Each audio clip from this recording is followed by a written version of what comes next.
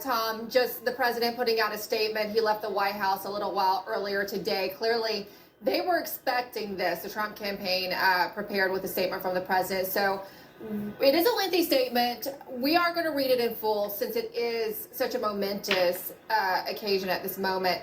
So I'll start reading it. It says, quote, "We all know why Joe Biden is rushing to falsely pose as the winner and why his media allies are trying so hard to help him. They don't want the truth to be exposed. The simple fact is this election is far from over. Joe Biden has not been certified as the winner of any states, let alone any of the highly contested states headed for mandatory recounts, or states where our campaign has valid and legitimate legal challenges that could determine the ultimate victor.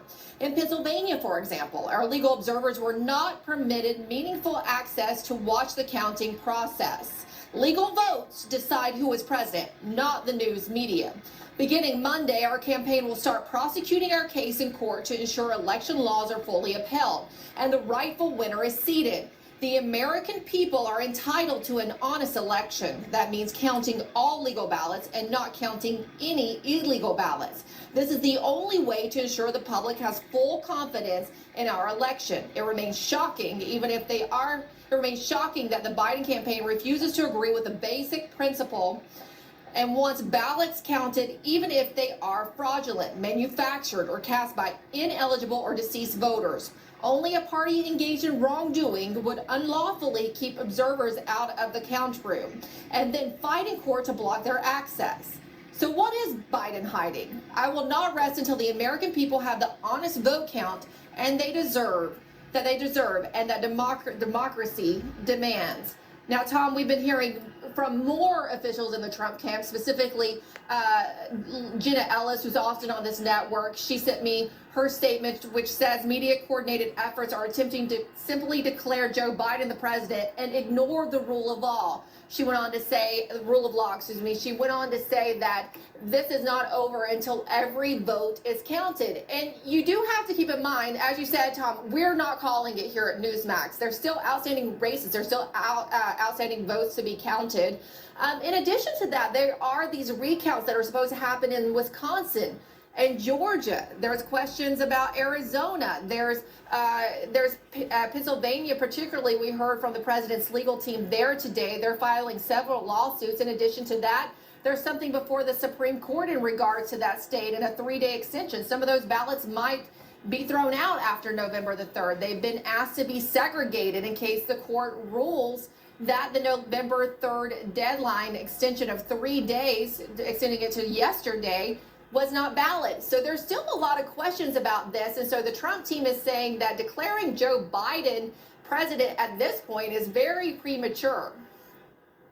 The exception of Michigan, all of these states that we've been talking about, the margins are razor thin. We're talking 30,000, 50,000, 20,000 votes, where some sort of systemic problem that has been raised could make a difference. But the fun is going to start really on Monday when they start filing these complaints and they start taking this matter to court.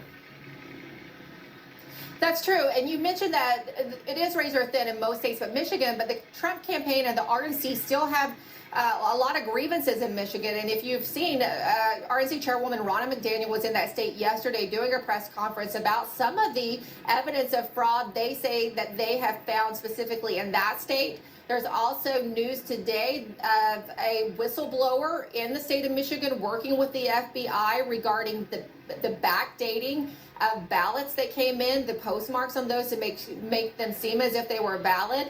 And there's just questions about the statistical anomalies of votes that were found in states like Michigan and Wisconsin that came in the middle of the night that went almost 100% for Joe Biden. And in addition to that, in different states, just a lot of questions that they feel need to be resolved before you can declare either Joe Biden or President Trump the winner. Yeah, and you know, the timing on all of this, Emerald, still certainly fascinates me. We talk a lot about media collusion with the Democratic Party, and here we have the president just leaving the White House. We believe to go to his golf course to play a round of golf, and he deserves to be able to do that.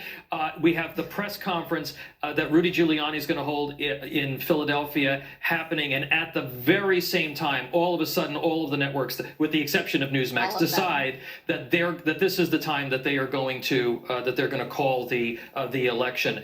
We are here at Newsmax, as I mentioned, not calling the election for Joe Biden, and I'd like to read you a statement from our management. At this time, Newsmax is not calling Joe Biden the winner of the election. The election remains very close, and President Trump continues to contest results in several states.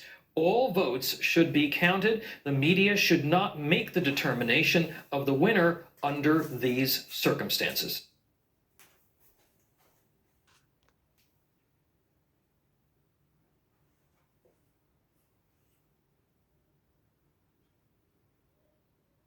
Yo, what up? It's your boy Twan here.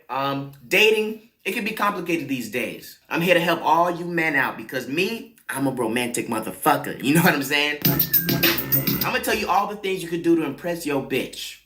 I mean impress your girl. Number one, instead of watching that romantic bullshit, The Notebook, put some funny in, like the movie Friday. That shit'll have you laughing all night. That shit is hilarious. You got knocked the fuck out. And by the way, ladies, if I use the word bitch, please don't be offended, okay? You gotta understand, niggas is niggas and bitches is bitches.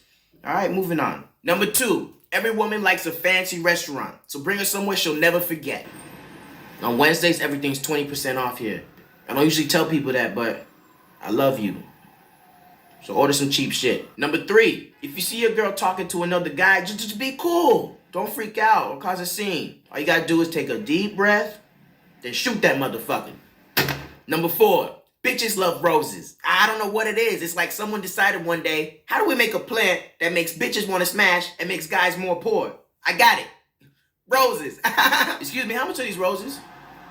$80? What the fuck? These roses cure cancer? Number five, tell your girl she beautiful. Tell her all the time. Even if she's wearing no makeup and looks like the Incredible Hulk, you tell her anyway because she'll appreciate it and she'll love you even more. Bitch, you're beautiful. Number six, don't be afraid to fall in love. Put your guard down. You're a human being. Embrace that shit. I remember the first time I fell in love, it was fucking magical. I'm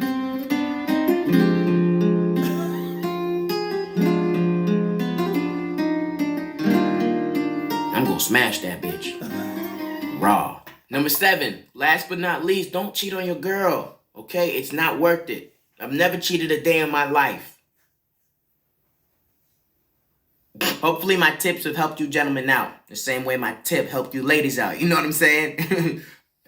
Cut that last part out. It was kind of fucked up. I've also been divorced about 14 times, so I don't know what the fuck I'm talking about. I'm out. Peace. What do you want to eat?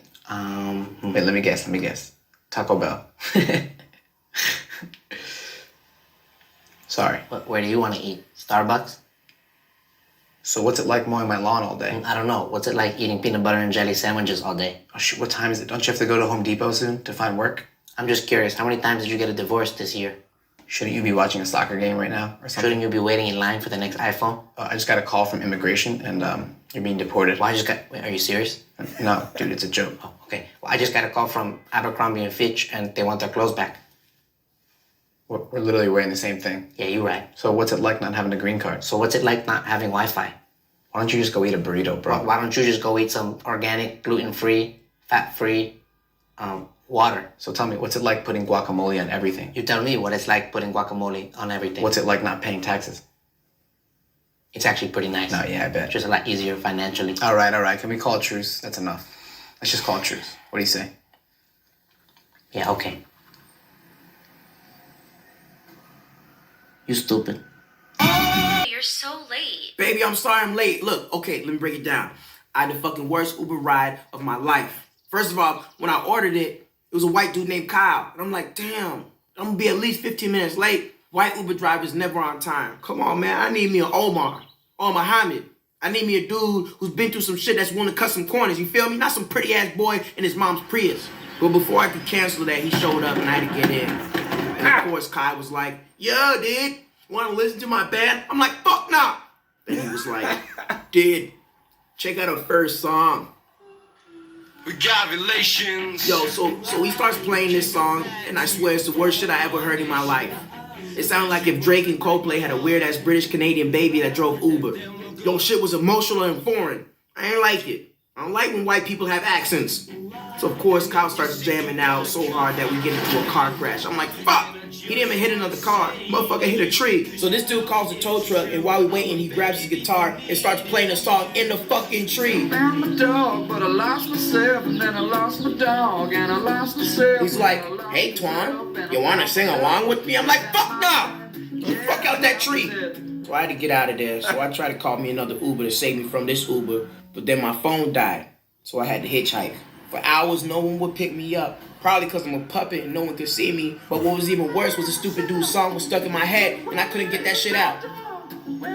Finally, I made it to the restaurant to charge my phone. And while I waited, I just had to eat. But something must have been in those fries because I passed out fucking quick. And by the time I woke up, it was late, so I called me another Uber. I'm waiting, and guess who pulls up, baby?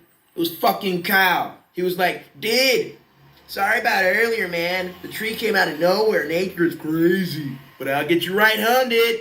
I'm like, don't talk to me like that, motherfucker. And yeah, nature is crazy. That's why you gotta smoke that shit. Then this motherfucker takes us on the freeway during rush hour. It was a very unique rush hour too, baby. It was like 11 hours long. Anyways, baby, that's the reason why I'm late. So you were with another girl? Yeah, with Monique.